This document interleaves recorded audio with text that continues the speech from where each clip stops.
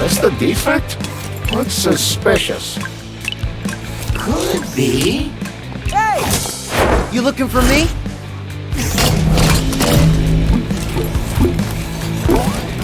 Get him!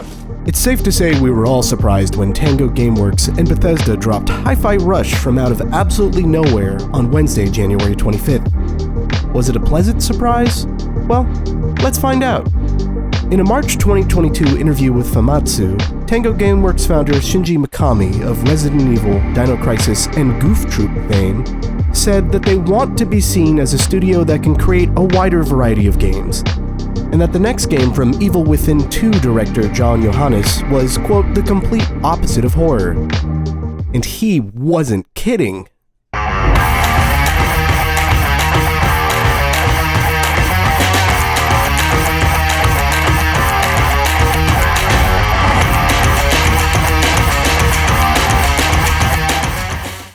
Right off the bat, the visuals of Hi-Fi Rush are absolutely striking and stylized. The cutscenes are reminiscent of what you'd find in the Persona series, while in-game graphics read as the actualized halcyon dreams of the Sega Dreamcast. I can see Jet Set Radio all over this game, and I like it. Everything just looks so clear and engaging, and it's a delight to see. The whole package just oozes charm. The animation is thoughtful, well executed, and visually engaging.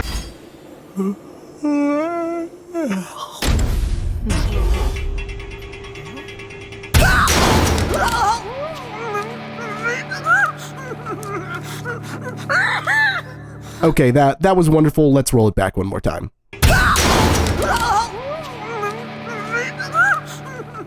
Perfect. Likewise, the characters are distinct, likable, and supplied with phenomenal voice acting. Well, I wish you good luck. Hi. But I have no idea how to get off this island and feel a little responsible for messing things up. Great.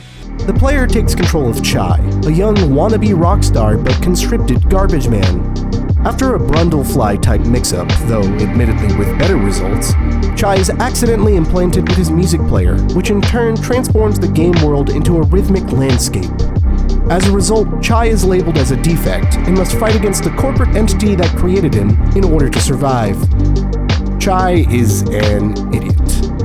I would describe him as your typical goofy shonen main character who just never gets any cooler. He takes risks that somehow always work out, he plays all his cards at every opportunity, he defies logic time and time again, and we are all taken along for this stupid, ill-considered ride.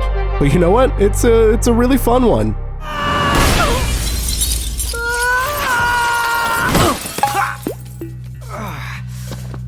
Hi-Fi Rush is maybe the purest rhythm game I've ever seen.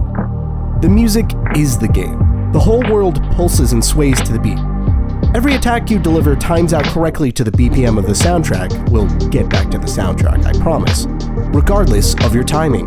Instead of punishing players for being rhythmically challenged, you are instead rewarded with more damage, item drops, and other advantages for attacking on the beat. And if you're aiming for perfection a la a rhythm game of old, Hi-Fi Rush will offer you grades on your performance. The action feels like a less floaty Kingdom Hearts. Attack combos are a mix of heavy and light attacks that can either be earned or purchased. They're relatively easy to integrate into your combat. The more adventurous player will be rewarded for using more variety, but most folks will be able to get by with a few reliable sequences. The game also offers plenty of tools to help you succeed. Whether it be a dedicated UI to show you when to attack on beat, or more subtle visual cues like a blinking blue light on your talking cat buddy 808, who feels like another little Persona nod if you ask me. While it may take some time to really lock in on the beat, when you do, you'll be doing innocuous video game things like jumping and smashing crates to the beat of the music. With a game this centered around music, you'd hope the soundtrack would deliver, and it absolutely does.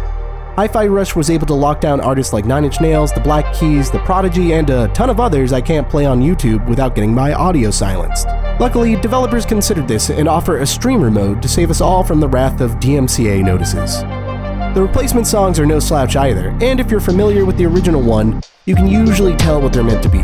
I could clock this Nine Inch Nails replacement from a million miles away.